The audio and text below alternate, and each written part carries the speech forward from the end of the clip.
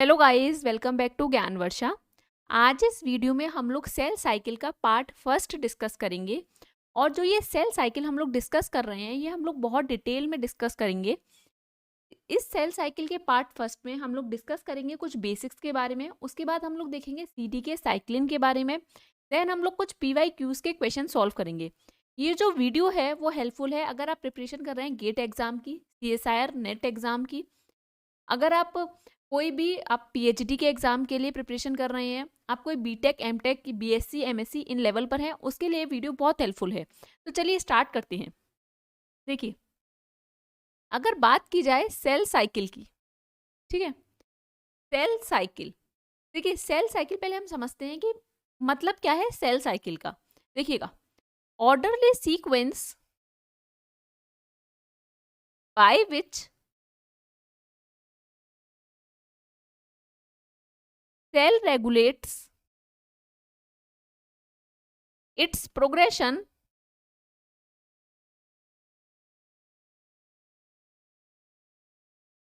from one phase to another while it is proliferating or dividing.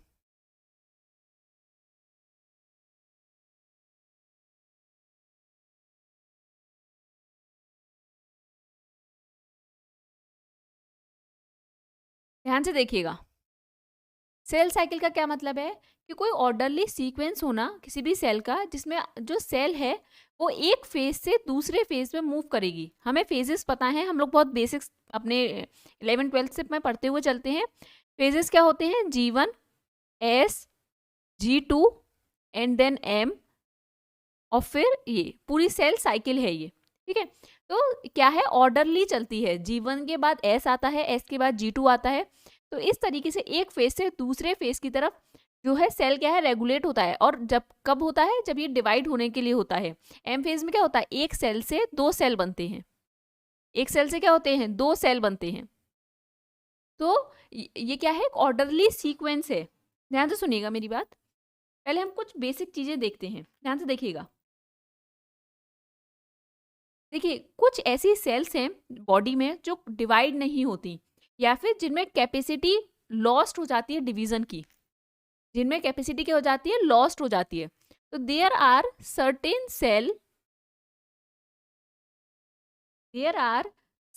Cell which can't divide और lost the capacity of division. Lost the capacity of division. वह ऐसी कौन सी cell है? ध्यान से देखिएगा, ऐसी कौन सी सेल्स हैं। देखिए, आरबीसी हमें पता है। आरबीसी क्यों आरबीसी? बिकॉज क्या है, ये ई न्यूक्लिएटेड होती है। Because of E nucleated. RBC क्या है, ई न्यूक्लिएटेड, ठीक है। देन दूसरी बात की जाए आपकी मसल्स की सेल, ठीक है। देन नेक्स्ट बात की जाए आपकी नर्व सेल। देखिए, ध्यान से सुनिएगा, आपके CNS होता है, सेंट्रल नर्वस सिस्टम। इसके दो रीजन होते हैं, एक होता है पेरिफेरल नर्वस सिस्टम और एक होता है सेंट्रल नर्वस सिस्टम, ठीक है। एक होता है पेरिफेरल और ब्रेन के दो होते हैं, एक होता है CNS, एक होता है PNS। ध्यान से सुनिएगा, आपके नर्वस सिस्टम के दो होते हैं, एक होता है सेंट्रल नर्वस सिस्टम, एक होता है पेरिफेरल नर्वस सिस्टम। जो सेंट्रल नर्वस सिस्टम होता है वो कंसिस्ट करता है आपके ब्रेन एंड स्पाइनल कॉर्ड को।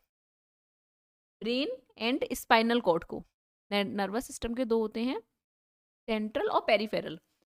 जो आपका पेरिफेरल नर्वस सिस्टम होता है, ठीक है, उसमें सेल्स होती हैं PNS की, cell of PNS, peripheral nervous system की सेल होती है। तो ध्यान से देखिएगा, जो आपकी PNS की सेल होती हैं उनमें कैपेसिटी होती है डिवीजन की। उनमें कैसी कैपेसिटी होती है, डिवीजन की, डिवाइड वाली। लेकिन जो सेंट्रल नर्वस सिस्टम की सेल होती हैं वो क्या होती हैं, डिवाइड नहीं कर सकती, not divide. Again I am repeating, nervous system आपका होता है, उसमें एक सेंट्रल नर्वस सिस्टम होता है, पेरिफेरल नर्वस सिस्टम होता है।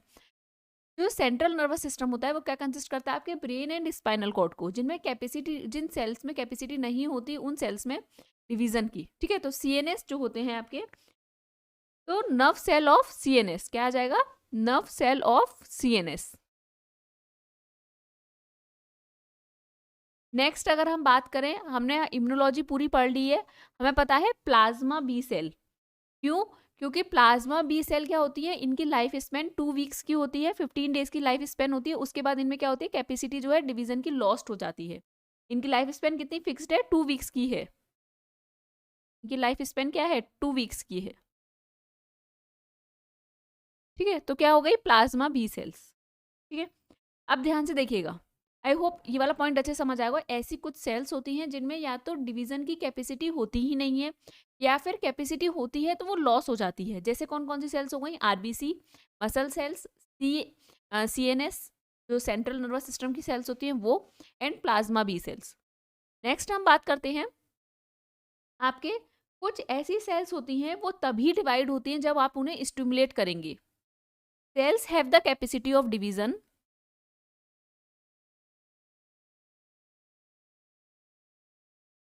ऐसी सेल्स हैं ये, इनमें कैपेसिटी है डिवीजन की। Cells have the capacity of division but divide only when being stimulated, but divide only when being stimulated. ठीक है, ऐसी सेल्स हैं जिनमें कैपेसिटी है डिवीजन की, लेकिन वो तभी डिवाइड करेंगे जब आप उन्हें स्टिमुलेट करेंगे। ऐसी कौन सेल्स होती हैं, जैसे आपकी एपिथेलियल सेल्स हो गई, आपकी एंडोथीलियल सेल हो गई,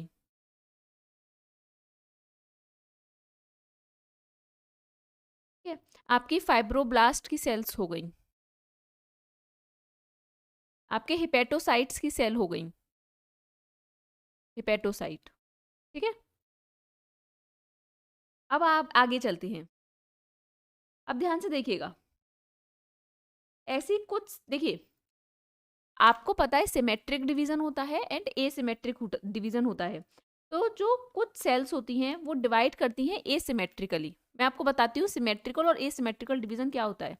देखिए, सपोज कीजिए ये आपकी कोई एक्स सेल है, ठीक है, इससे इस एक्स सेल से जब इसमें डिवीजन हुआ, एग्जैक्टली आइडेंटिकल पेरेंट सेल जैसा ही आपकी डॉटर सेल बनी। ये क्या है, नई डॉटर सेल्स हैं ये आपकी। ठीक है, तो ये क्या है, ये जो डॉटर सेल्स बनी है बिल्कुल पेरेंट सेल जैसी ही बनी है, एग्जैक्टली आइडेंटिकल है। तो इसको बोलते हैं हम सिमेट्रिकल डिवीजन। तो हम क्या बोलते हैं, सिमेट्रिकल डिवीजन। वहीं पर एसिमेट्रिकल डिवीजन क्या होता है, ध्यान से देखिएगा, कोई एक्स सेल है, ठीक है, एक्स सेल है, अब एसिमेट्रिकल डिवीजन हुआ, एक सेल तो बनी बिल्कुल अपने पेरेंट सेल जैसी, एक सेल तो बिल्कुल अपने पेरेंट सेल जैसी बनी, लेकिन दूसरी सेल जो है डिफरेंट बनी, दूसरी सेल क्या है, डिफरेंट बनी। तो ये होता है आपका एसिमेट्रिकल डिवीजन। एक सेल इसमें क्या होती है, बिल्कुल एग्जैक्टली आइडेंटिकल होती है अपने पेरेंट सेल जैसी, लेकिन दूसरी क्या होती है, डिफरेंट होती है अपने पेरेंट सेल से। ठीक है, तो ये आपको केस कहाँ देखने के लिए मिलता है, स्टेम सेल में, स्टेम सेल में। ठीक है, oocytes फीमेल में oocytes होता है, वहां क्या होता है आपका एसिमेट्रिकल डिवीजन होता है। अगेन आई एम रिपीटिंग, दो टाइप के डिवीजन होते हैं, एक होता है सिमेट्रिकल, एक होता है एसिमेट्रिकल डिवीजन होना। सिमेट्रिकल में होता है जो डॉटर सेल बनती है बिल्कुल एग्जैक्टली आइडेंटिकल होती है अपने पेरेंट सेल की, लेकिन अगर एसिमेट्रिकल डिवीजन हो रहा है तो उसमें एक सेल बनेगी अपने पेरेंट सेल जैसी और दूसरी सेल क्या बनेगी, डिफरेंट बनेगी अपने पेरेंट सेल से। और वो डिफरेंट हो सकती है, आइदर फंक्शनली डिफरेंट हो सकती है या फिर उसके साइज के बेसिस पे वो डिफरेंट हो सकती है। ठीक है, चलिए अब आगे बात करते हैं। देखिए, अगर हम ध्यान से समझें, अगर आपने मेरी सेल सिग्नलिंग की वीडियोस देखी हैं तो आपको ये बहुत इजीली समझ आएगा ये पॉइंट। ठीक है, अगर नहीं देखी तो उसका लिंक मैं दे दूंगी डिस्क्रिप्शन बॉक्स में, या फिर आपको आई बटन में दे दूंगी, या फिर वीडियो के एंड में दे दूंगी, आप वहां से देख लीजिएगा। ठीक है, ध्यान से सुनिएगा। देखिए, जब तक सेल, ध्यान से सुनिएगा, जब तक ये कोई सेल है, ठीक है, जब तक इस पर कोई ग्रोथ फैक्टर रिसीव नहीं हो रहा, जब तक सेल कोई ग्रोथ फैक्टर रिसीव नहीं करेगी, तब तक सेल में कोई भी डिवीजन नहीं होगा। मैंने क्या बोला, जब तक सेल कोई ग्रोथ फैक्टर रिसीव नहीं करेगी तब तक सेल में कोई भी डिवीजन नहीं होगा। ठीक है, जब तक वो सेल क्या होगी, डिवाइड नहीं होगी। इट मीन्स दैट वो सेल किस फेज में होगी, G0 फेज में होगी। वो सेल क्या होगी, G0 फेज में होगी, नॉन डिवाइडिंग सेल होगी। अगेन आई एम रिपीटिंग, एक सेल है आपकी, ठीक है, अगर वो सेल कोई भी ग्रोथ फैक्टर रिसीव नहीं कर रही है, तब तक वो सेल क्या होगी, नॉन डिवाइडिंग सेल होगी। वो सेल G0 फेज में होगी। ऐसा नहीं है कि यहाँ पर एक्टिव नहीं होगी, मेटाबॉलिकली एक्टिव रहेगी ये सेल, मेटाबॉलिकली एक्टिव रहेगी ये सेल, लेकिन ये सेल क्या होगी, कोई भी डिवीजन नहीं, मतलब सेल क्या है, डिवाइड नहीं करेगी, नॉन डिवाइडिंग सेल रहेगी। जैसे ही सेल ने ग्रोथ फैक्टर को रिसीव किया, ध्यान से देखिएगा, ये आपका सेल है, इसने क्या किया, ग्रोथ फैक्टर को रिसीव किया। इसने क्या किया, ग्रोथ फैक्टर को रिसीव किया।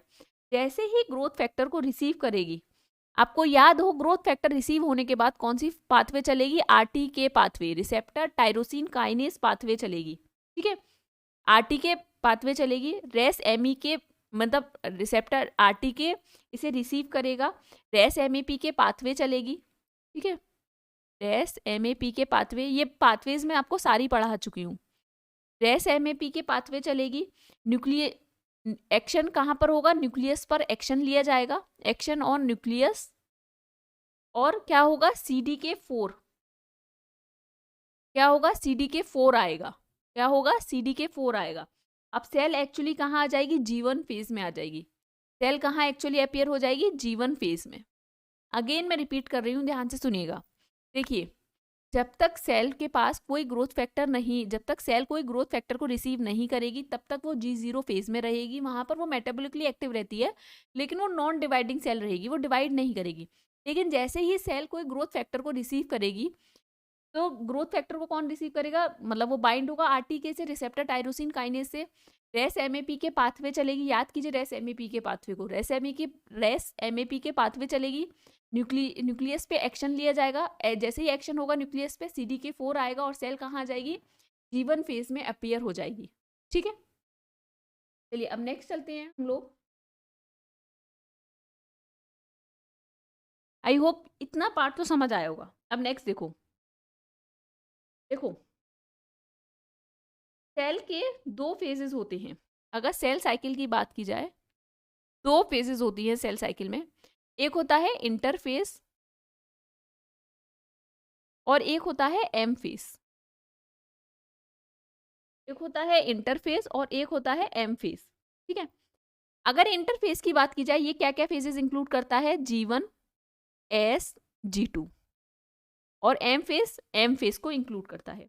आपको पता है ना, सेल साइकिल में पहले G1 फेज आएगा, फिर S, फिर G2, देन फिर M, और इस तरीके से पूरी सेल साइकिल होती। G1 S G2 ये क्या है, इंटरफेज है, और M क्या है, एम फेज में आता है। देखो, सेल में एक्चुअल में 4 फेजेस होते हैं, लेकिन सेल को 2 फेजेस में दिया गया है, इंटरफेज और एम फेज। इंटरफेज 3 फेजेस को कंसिस्ट करता है, G1 S G2, देन आता है आपका एम फेज, ठीक है। अब ध्यान से सुनिएगा मेरी बात। देखो, कोई भी बॉडी की सेल है, कोई भी बॉडी की सेल है, any cell of the body, वो डिवाइड तभी करेगी, वो डिपेंड करेगी फंडामेंटल पर। देखो ध्यान से सुनो, कोई भी बॉडी की सेल है, any cell of the body will divide only depend on fundamental. Divide कब डिवाइड करेगी, ध्यान से सुनिएगा। फर्स्ट रेप्लिकेशन के लिए, रेप्लिकेशन जो होता है वो किस फेज में होता है आपका, एस फेज में। मैं अभी डिटेल में बताऊंगी फेजेस, अभी आप मेरी सुनिए। और आपका जो इक्वल क्रोमोसोम डिस्ट्रीब्यूशन वो होता है आपका एम फेज में, इक्वल क्रोमोसोम डिस्ट्रीब्यूशन, ये क्या होता है, एम फेज में। अब ध्यान से सुनिएगा मेरी बात। Any cell of the body will divide only depend on fundamental. First fundamental replication, S phase, and second is equal chromosome का डिस्ट्रीब्यूशन होना, कि क्या है आपका एम फेज में होता है, ठीक है। अब देखिए, अब हम लोग एक एक करके फेज को डिटेल में पढ़ते हैं। पहले हम लोग देखते हैं G1 फेज को। पहले हम किसको देखेंगे, G1 फेज को। पहले हम लोग टाइम देखते हैं कि जीवन फेज के लिए कितना टाइम लगता है इस फेज को कंप्लीट होने में। 11 आवर्स। ये बहुत इंपॉर्टेंट है, एग्जाम में क्वेश्चन पूछा जाता है कितना टाइम लगता है जीवन फेज को कंप्लीट होने में। 11 आवर्स। ठीक है। ये जो फेज है वहां पर क्या होता है, जीवन का फुल फॉर्म क्या है, gap one phase. Gap one phase या फिर first gap phase. First gap phase. ठीक है। ये जो फेज है वहां पर रैपिड ट्रांसक्रिप्शन और ट्रांसलेशन होता है। A phase of rapid transcription and translation.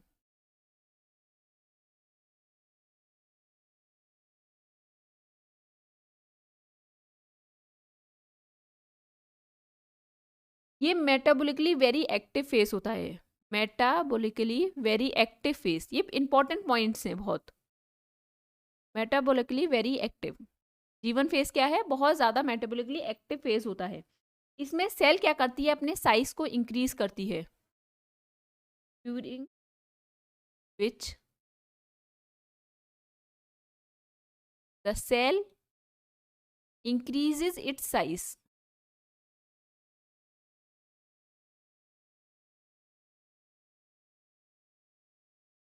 ठीक है।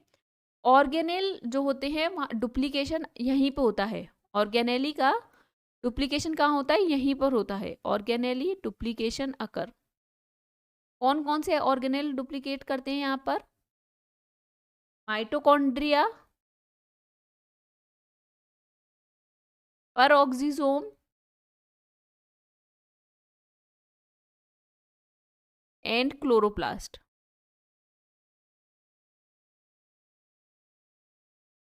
Mitochondria, peroxisome, chloroplast. ये क्या है, मोस्ट वेरिएबल फेस है। कैसा है, मोस्ट वेरिएबल फेस। चलिए, जीवन फेज का आई होप ये पॉइंट्स बहुत इजी हैं, समझ आए होंगे। गैप वन फेज बोलते हैं इसे, या फिर फर्स्ट गैप फेज बोलते हैं। यहाँ पर रैपिड ट्रांसक्रिप्शन एंड ट्रांसलेशन होता है। मेटाबॉलिकली बहुत वेरी एक्टिव फेज है ये। इसमें क्या होता है, during which the cell increases its size. Organelle duplication occur करते हैं यहाँ पे माइटोकॉन्ड्रिया, पेरोक्सोम एंड क्लोरोप्लास्ट। और मोस्ट वेरिएबल फेज है। अब नेक्स्ट चलते हैं हम, यहाँ पे स्पेस नहीं है, मैं यहाँ पर लिखती हूँ। अब हम नेक्स्ट बात करेंगे एस फेज के बारे में। इसके बारे में बात करेंगे, एस फेज के बारे में। ध्यान से देखिएगा एस फेज के बारे में। फर्स्ट यहाँ पर क्या है, हमें पता है डीएनए रेप्लिकेशन करता है। डीएनए रेप्लिकेशन अकर कहाँ करता है, एस फेज में। एस का मतलब क्या है, सिंथेसिस। एस के मतलब क्या है, सिंथेसिस। तो डीएनए रेप्लिकेशन कहाँ करता है, एस फेज में। बहुत इंपॉर्टेंट पॉइंट है। नेक्स्ट, हिस्टोन की सिंथेसिस होती है। Histone synthesis. हिस्टोन सिंथेसिस करती है यहाँ पे। सेंट्रोजोम का डुप्लीकेशन होता है। क्या होता है, सेंट्रोजोम का डुप्लीकेशन होता है।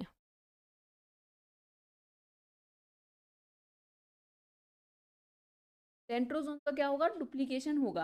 अब आपको लग रहा होगा सेंट्रोजोम वगैरह क्या होते हैं, वैसे मैं आगे चल के ये चीज़ें डिटेल में बताऊंगी। लेकिन spindle formation is formed by centrosome. Spindle formation की जो फॉर्मेशन होती है वो किसकी वजह से होती है, सेंट्रोजोम की वजह से होती है। ठीक है। नेक्स्ट देखें अगर हम, ये फेस कितने आवर्स का है, 8 आवर का। जबकि आपका जीवन कितना था, 11 का। एस कितना हो गया, 8 का। ठीक है। अब देखिएगा यहाँ पर इनिशिएशन, बहुत इंपॉर्टेंट पॉइंट है, ध्यान से सुनिएगा। Initiation, initiation of centrosome duplication. Centrosome का डुप्लीकेशन यहाँ पर इनिशिएट तो हो जाता है, लेकिन कंप्लीट नहीं होता। लेकिन कंप्लीट नहीं होता। स्टार्ट कहाँ पे हो गया, एस फेज में, लेकिन क्या है, कंप्लीट नहीं होता है। आगे चल के कंप्लीट होता है, यहाँ कंप्लीट नहीं। मैं रिपीट कर रही हूँ। देखिए, एस फेज जो है आपकी 8 आवर्स की है। डीएनए रेप्लिकेशन यहाँ पर होता है, हिस्टोन की सिंथेसिस होती है, सेंट्रोजोम डुप्लीकेट करेगा। लेकिन जो सेंट्रोजोम का डुप्लीकेशन है वहाँ यहाँ पर स्टार्ट हो जाता है, इनिशिएशन हो जाता है, लेकिन कंप्लीट यहाँ पर नहीं होता है। ठीक है। चलिए आगे चलते हैं हम। नेक्स्ट चलते हैं हम लोग G2 फेज पर स्पेस नहीं है, मैं यहाँ लिखती हूँ G2 फेज। ठीक है। अब इसे सेकेंड गैप फेज के नाम से जाना जाता है। Second gap phase. कितने लंबा होता है ये? 4 आवर्स का। कितना होता है? 4 आवर्स का। ठीक है, यहाँ पर भी रैपिड ट्रांसक्रिप्शन एंड ट्रांसलेशन होता है, a phase of rapid transcription and translation.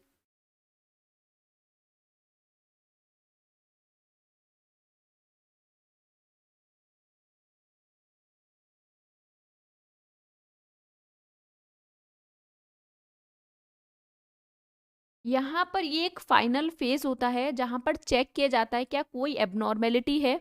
अगर एबनॉर्मेलिटी होती है कोई, तो एपोप्टोसिस कर दी जाती है सेल की। तो a final phase, a final phase during which cell check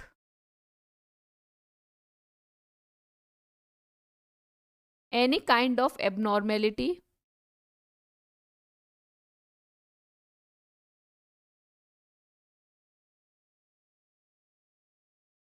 and could develop apoptosis। ठीक है, और ये एक ऐसा फेज है जहां पर अब सेल कहाँ जाएगी? एम फेज में। A cell, a phase during which cell prepares for M phase.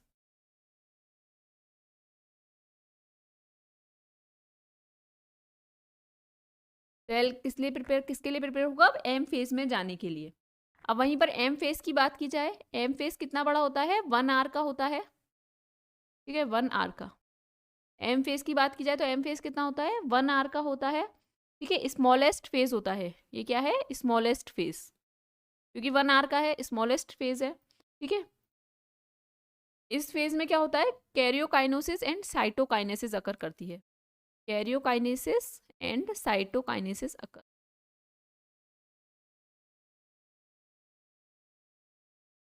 ठीक है, अब चलिए देखिए, आई होप इतना बेसिक समझ आया होगा। बहुत बेसिक चीजें मैंने आपको समझाई हैं अभी तक। अब हम देखते हैं सीडीके क्या होता है, साइक्लिन क्या होता है। अब थोड़ा सा हम आगे की तरफ बढ़ते हैं।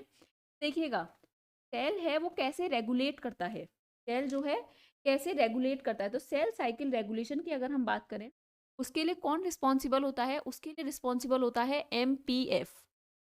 एमपीएफ क्या है? Mitosis promoting factor, mitosis promoting factor, और you can say that maturation promoting,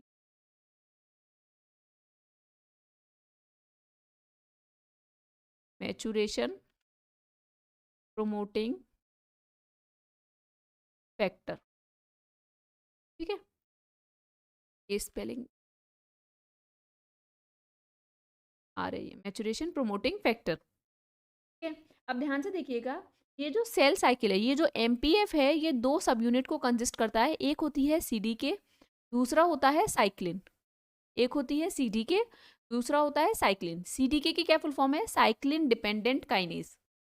cyclin dependent kinase किस पे डिपेंडेंट है? ये साइक्लिन पे। Cyclin dependent kinase.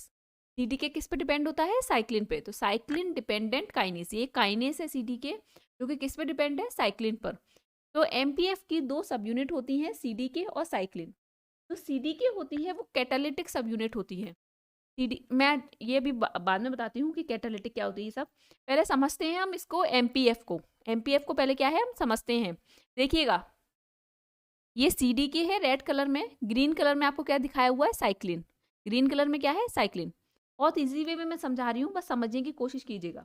देखिए, सीडीके साइक्लिन मिलके एक एमपीएफ बनाता है। सीडीके और साइक्लिन मिलके क्या बनाता है? जैसे सपोज कीजिए ये आपका सीडीके है, ठीक है, और ये आपका साइक्लिन है। तो ये दोनों मिलके क्या बनाएंगे? अगर ये साइक्लिन है और ये सीडीके है, तो ये दोनों मिलके क्या बनाएंगे? आपका एमपीएफ। ठीक है, माइटोसिस प्रोमोटिंग फैक्टर, या फिर आप कह सकते हैं मैचुरेशन प्रोमोटिंग फैक्टर। तो अब ये दोनों को, अब आप इन दोनों को हमें एक्टिव करना है। ठीक है, सीडीके साइक्लिन को क्या करना है? एक्टिव करना है। तो कैसे एक्टिव होगा वो मैं आपको समझा रही हूँ। देखिएगा, अभी क्या है? सीडीके साइक्लिन कॉम्प्लेक्स क्या है? इनएक्टिव है। मैं आपको एक मिनट इसे रब करती हूँ। ये देखिए, ये क्या है, CD के साइक्लिन कॉम्प्लेक्स क्या है, इनएक्टिव है, अभी तक क्या है, इनएक्टिव। हमें क्या करना है, एक्टिव करना है। ये क्या है, यहाँ पर एक्टिव करना है। तो कैसे एक्टिव होगा ये हम समझेंगे। तो देखिए, पहले क्या होता है, पहले दो एंजाइम होते हैं। First is CAK। CAK is what, CDK activating kinase. मैं लिख देती हूँ CAK, CDK एक्टिवेटिंग काइनेज। और एक और एंजाइम होता है V1, ठीक है, V1 काइनेज, V1 काइनेज। तो ये CDK एक्टिवेटिंग काइनेज, CAK क्या करता है आपका, ये आपका, अब क्योंकि काइनेज है, हमें पता है काइनेज क्या करता है, फॉस्फोराइलेशन करता है। तो ये क्या करता है, थ्रेओनिन 161 पोजीशन पर, थ्रेओनिन 161 पोजीशन पर CDK में जो 161 थ्रेओनिन पोजीशन होगी वहां पर क्या करेगा, फॉस्फोराइलेशन कर देगा, वहां क्या करेगा, फॉस्फोराइलेशन कर देगा। और V1 काइनेज क्या करता है, 15th position of tyrosine, tyrosine की 15th पोजीशन पर क्या करेगा, फॉस्फोराइलेशन कर देगा। Again I am repeating, CDK आपका जो CAK है वो क्या करता है, CDK में, ध्यान से सुनिएगा, साइक्लिन में कोई फॉस्फोराइलेशन नहीं होता, सिर्फ और सिर्फ CDK में होगा। तो ध्यान से सुनिए, CDK में आपका 161 पोजीशन पर थ्रेओनिन होगा, वहां पर फॉस्फोराइलेशन करेगा CAK। और V1 काइनेज क्या करेगा, आपका 15th पोजीशन पर टायरोसिन होगा, वहां पर फॉस्फोराइलेशन करेगा, ठीक है। फिर क्या होता है, लेकिन अभी भी ये कॉम्प्लेक्स क्या है, देखिए इनएक्टिव है। देखिए दो जगह फॉस्फोराइलेशन हो गया, लेकिन अभी भी ये कॉम्प्लेक्स क्या है, इनएक्टिव है। अब क्या होता है, एक फॉस्फेटेज आता है, क्या होता है, फॉस्फेटेज आता है, फॉस्फेटेज आएगा। और फॉस्फेटेज का क्या नाम है, CDC25, और CDC25 फॉस्फेटेज आता है। फॉस्फेटेज का क्या काम होता है, फॉस्फेट ग्रुप को रिमूव करना, फॉस्फेट ग्रुप को क्या करेगा, रिमूव करेगा। तो क्या करेगा, ये आपका जो टायरोसिन पोजीशन पर जो फॉस्फेट ग्रुप है उसे रिमूव कर देगा। CDC25 फॉस्फेटेज क्या करता है, मैं लिख देती हूँ, CDC25 फॉस्फेटेज, ये हमें पता है फॉस्फेटेज है, तो it means phosphate group remove करेगा। तो ये CDC25 फॉस्फेटेज क्या करेगा, टायरोसिन पर जो फॉस्फेट ग्रुप होगा उसे क्या कर देगा, रिमूव कर देगा। टायरोसिन पर जो फॉस्फेट ग्रुप ऐड हुआ है उसे क्या कर देगा, रिमूव कर देगा, और ये कॉम्प्लेक्स क्या हो जाएगा, एक्टिव हो जाएगा। अब आपके दिमाग में क्वेश्चन आना चाहिए कि मैम अगर इसे रिमूव करना ही था, टायरोसिन पर फॉस्फेट ग्रुप को रिमूव करना ही था, तो इसे फॉस्फोराइलेट किया ही क्यों गया, भाई हमने क्यों V1 काइनेज से उसे फॉस्फोराइलेट किया। तो ध्यान से सुनिएगा, देखिए ऐसा क्यों होता है, क्योंकि पहले V1 काइनेज क्या करता है, पहले फॉस्फोराइलेशन करता है, उसमें CDK में कन्फर्मेशनल चेंज होता है, तब जाके CAK फॉस्फोराइलेट कर पाता है।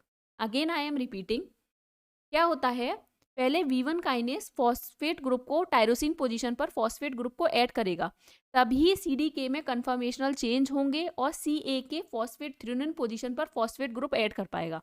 अब फॉस्फेट ग्रुप CAK ने ऐड कर दिया थ्रेओनिन पोजीशन पर, लेकिन क्योंकि अभी भी ये इनएक्टिव है, तो इसीलिए क्या किया जाता है, उस फॉस्फेट ग्रुप को, ये देखो इस वाले फॉस्फेट ग्रुप को रिमूव किया जाता है। कैसे, with the help of phosphatase, CDC25 phosphatase की हेल्प से फॉस्फेट ग्रुप को रिमूव किया जाता है, ठीक है। मैं दोबारा रिपीट कर रही हूँ बहुत इजी वे में। देखो, तो ये MPF है वो दो सब यूनिट से मिलकर बना होता है, CDK साइक्लिन। अब CDK साइक्लिन को एक्टिव करना है, ठीक है, इस कॉम्प्लेक्स को एक्टिव करना है। कैसे एक्टिव करेंगे, पहले क्या होता है, आपका पहला एंजाइम वर्क करेगा V1 काइनेज। V1 काइनेज क्या करता है, टायरोसिन के 15th पोजीशन पर, CDK में टायरोसिन 15th पोजीशन पर टायरोसिन होता है, वहां पे फॉस्फोराइलेशन करेगा। देन CAK क्या करेगा, देन V1 काइनेज ने जैसे ही फॉस्फोराइलेशन किया, कन्फर्मेशनल चेंज होगा, CAK क्या करेगा, CDK एक्टिवेटिंग काइनेज 161 पोजीशन पर थ्रेओनिन होता है, उस पर फॉस्फोराइलेशन कर देगा। फिर क्या होता है, अभी भी ये कॉम्प्लेक्स होता है, इनएक्टिव रहता है। फिर टायरोसिन वाला जो फॉस्फेट ग्रुप है उसे हटाया जाता है, और उसे कौन हटाता है, फॉस्फेटेज, CDC25 फॉस्फेटेज होता है, जो टायरोसिन पोजीशन का फॉस्फेट ग्रुप को रिमूव करता है, और ये कॉम्प्लेक्स क्या हो जाता है, एक्टिव हो जाता है, ठीक है। आई होप सो इतना पार्ट समझ आया होगा। अब देखो, अब कुछ इंपॉर्टेंट पॉइंट्स हैं, मैं वो बता रही हूँ, मैं यहीं लिख देती हूँ इस क्वेश्चन के नीचे, वो बहुत इंपॉर्टेंट है इसके इस देखो जो सी डी के है वो आपका क्या हो गया, अब आप समझ सकते हैं आपका सी डी क्या हो गया, एक कैटालिटिक सब यूनिट है। सी डी के क्या है, एक कैटालिटिक सब यूनिट। और जो साइक्लिन है वो कैसी है, regulatory sub unit. C D K catalytic sub unit है और जो साइक्लिन है वो क्या है, रेगुलेटरी सब यूनिट। देखो ध्यान से देखो, सी डी के का कोई भी सीडीके जो है उसका जो सीडीके है वो फॉस्फोराइलेशन और डीफॉस्फोराइलेशन हो रहा है उसका, लेकिन साइक्लिन का कोई भी रोल नहीं होता फॉस्फोराइलेशन और डीफॉस्फोराइलेशन से। साइक्लिन का कोई भी रोल नहीं होता फॉस्फोराइलेशन और डीफॉस्फोराइलेशन से, सिर्फ और सिर्फ आप देख पा रहे हैं सीडीके का रोल होता है फॉस्फोराइलेशन और डीफॉस्फोराइलेशन। ठीक है, आई होप इतना पार्ट समझ आया होगा अच्छे से।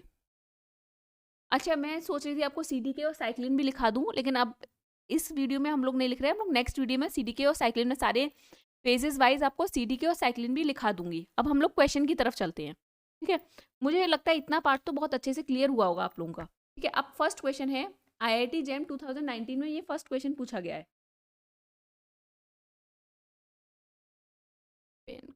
ठीक है, which one of the following represent the correct sequence of phases in adult eukaryotic cell cycle. ठीक है, आपको इसमें से ABCD में से 4 ऑप्शंस में से कोई बताना है कि कौन सा करेक्ट है।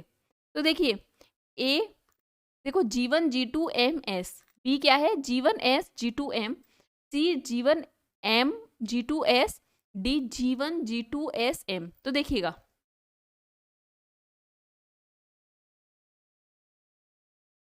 बच्चों तो देखिए क्या है इसका correct answer, B G1 S। I don't know pen क्यों नहीं चल रहा।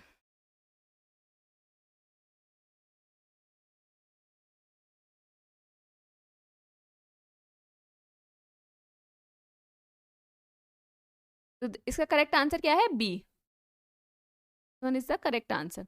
ठीक है, G1 S G2 M हमें पता है ना, आप G1 को पकड़ लीजिए और वहां से लेके चलना शुरू कीजिए। देखिए यहाँ पर अगर A में बात करें तो G1 के बाद G2 आ रहा है, C में बात करें तो अब G1 के बाद M आ रहा है, D में बात करें तो G1 के बाद G2 आ रहा है, जो कि गलत है। क्या होगा, बी ऑप्शन क्या होगा, करेक्ट होगा। नेक्स्ट अगर हम बात करें, DNA synthesis in eukaryotes occur during which phase of the mitotic cell cycle? GATE 2019 में क्वेश्चन पूछा गया है।